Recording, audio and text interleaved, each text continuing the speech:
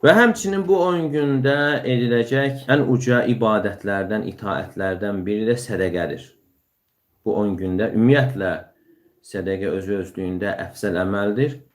Amma bu 10 gün isə salih əməllərin işləndiyi ən əfzəl günlər sayılır. Hətta Allah yolunda fərz olmayan cihaddan da daha üstündür. Nafilə cihaddan da daha üstündür. Və hətta soruşanda ki, Peyğəmbər sallallahu aleyhi və səlləmlə bəs Allah yolunda cihaddandır. Hətta Allah yolunda cihaddandır. Yalnız o kəsdən başqa ki, malı ilə, canı ilə çıxır və qayıtmır. Yəni o döyüşdə ölür. Ona çatmır. Ondan başqa əməllərin hamısından üstündür bu gündə edilən əməllər. Və ona görə o əməllərdən biri də insanın bu günlərdə, bu 10 gündə sədəqə verməsidir. Çünki sədəqə o insanın, sədəqə verən insanın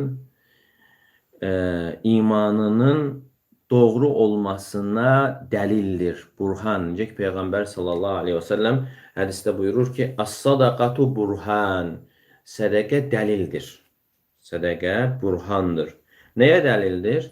Yəni, sədəqə verən insanın imanının doğruluğuna, sadiq olmasına dəlildir. Çünki sədəqə sözü sidq sözündən götürülüb. Sədəqə sözü sidq sözündən, doğruluq sözündən götürülüb və dünya malı da insan nəfsinə sevimli olan bir şeydir. Yəni, insan dünya malını o sevir və onu hara xərcləyir? Daha çox sevdiyi bir yerə xərcləyir. Əgər insan o malı Allah yolunda yönəldirsə, deməli, açıq aydın dəlildir ki, o insanın Allaha olan imanının sadiqliyinə dəlildir. Deməli, sədəqə burhandır, buyurur Rasulullah sallallahu aleyhi və səlləm. Və həmçinin sədəqə sahibi üçün qiyamət günü kölgə olacaqdır. Yəni, sahibi sədəqəsinin kölgəsində olacaqdır. Və həmçinin insanı pis ölümdən qoruyur. Sədəqə insanı pis ölümdən qoruyur. Necə ki, hədisdə Allah Rasulü sallallahu aleyhi və səlləm buyurur ki, İnnə sanai'əl ma'rufi təqi masari'əs-su. Həqiqətən yaxşı işlər, xeyrxah işlər insanı pis ölümdən qoruyur.